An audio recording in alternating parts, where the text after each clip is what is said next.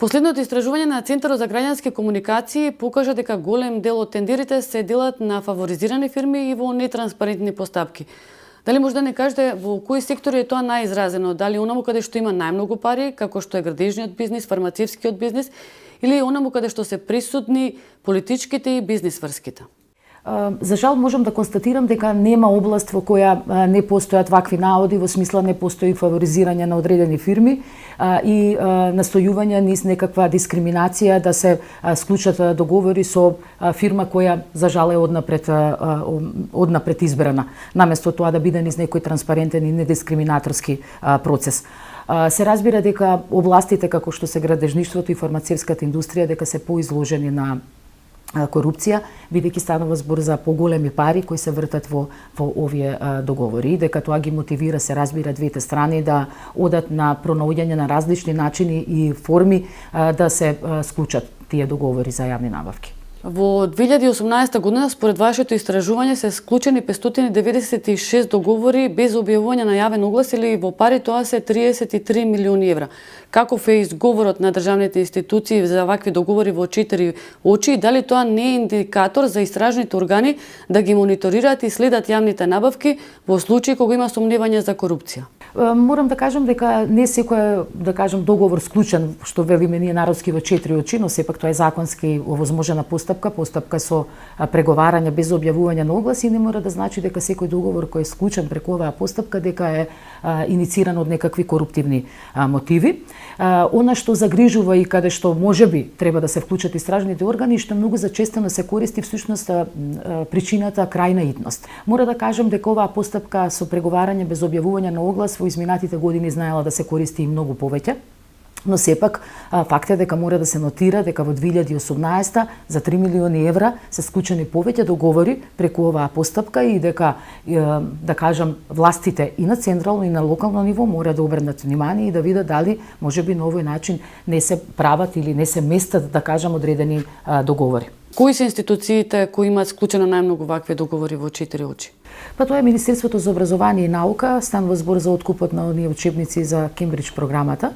На второ место се АД Електрани, која често пати ги користи преговарањето без објавување на оглас за склучување на договори за ископ на јаглен. И на трето место се јавното предпријатие за државни патишта со анекс договори на оние веќе големи инвестициони проекти.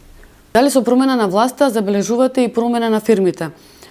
Например, ако фирмата СГС беше неприкосновена во бизнисот со обезбедување или градежната компанија Бетон Штип, која што само од проектот Скопје 2014 доби над 50 милиони евра во тендери, а денес е во постапка за стечај, дали забележувате промена на главните играчи во одредени сектори? Секако вашите примери се добри, меѓутоа тоа се компании кои беа во директна врска или основани од носители на извршни функции или беа собствениците екстремно блиски до носителите на власта. Но она што исто така е факт е дека во најголем дел, би рекла дури над 90% од тендерите и натаму се носители компаниите кои во претходните беа, да кажам, главни играчи. Ова се разбира дека не е изненадување, бидејќи во изминатите 2 години во суштина тендерите се спроведуваа врз основа на стариот закон, сите правила беа стари, во најголем дел од институциите не настана некакви позначајни промени, а станува збор за компании пак од друга страна кои акумулираа сепак голем капитал, така што станаа да бидат значајни на пазарот на јавни набавки. Во дадени ситуации нивната доминација е резултат на големината која имаат и на можности да ги спуштат цените ако е тоа потребно, но се разбира во дадени ситуации да користат можеби и нелегални форми на притисоци, би рекла, или на договарање на тендерите, што се разбира не е поволно и во крајна линија сите ние очекувавме дека ќе има некоја поголема диверсификација на пазарот на јавни набавки, но за жал тоа не се случува. Како се мести еден тендер? Дали може да ни го покажете тоа или да ни го прикажете преку еден пример од оние кои што вие ги мониториравте минатата година? Па постојат всушност разни начини на местење на тендерите и генерално не само во Македонија се смета дека местењето на тендерите може да почне од самиот креирање на планот за јавни набавки, кога ќе се да кажам договори да се реализира некоја набавка која не е неопходна и не е рационално оправдана, па се до местењето да се останат вишок на пари преку реализацијата на самите договори. Од примерите наши, она што особено загрижува и на што мора институциите да работат е местењето преку фаворизирачките тендерски документации и преку поставувањето на критериуми кои се исклучително високи и ги фаворизираат, да кажам, поголемите фирми. Ние во последниот извештај од мониторингот нотиравме неколку такви примери. Јас би го издвоила примерот, бидејќи станува збор за најголем тендер, да кажем, од тие што ги мониториравме во втората половина од 2018 година. Тоа е тендерот од 5,5 милиони евра за набавка на битумен, каде што јавното предпријатие постави исклучително високи услови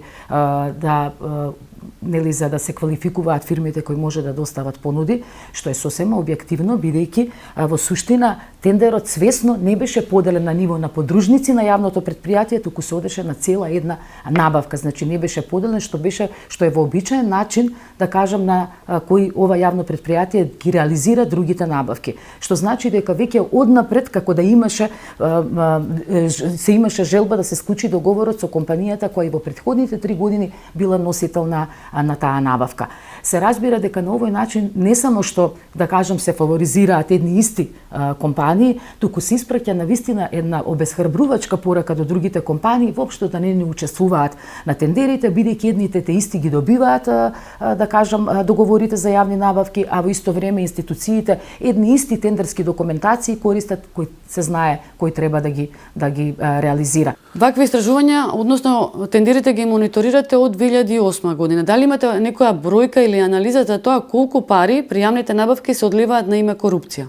Ние лично немаме методологија за пресметка на процентот на корупција по јавните набавки, но глобално гледано постојат методологии правени во светски рамки, кои покажуваат дека во јавните набавки на корупцијата одат 10 до 30% од вредноста, што во случајот со Македонија, со оглед на тоа дека во 2018 имаше околу 800 милиони евра, произлегува дека може да бидат злоупотребени од 80 до 250 милиони евра, со оглед на тоа што Македонија има навистина слаби институции на системот, како што гледаме многу слаба контрола во јавните набавки. Секако за жал можеме да кажеме дека ние би припаѓале на групата на земји кои се наоѓаат на оваа втора граница. Ви благодарам за интервјуто. Ми беше задоволство.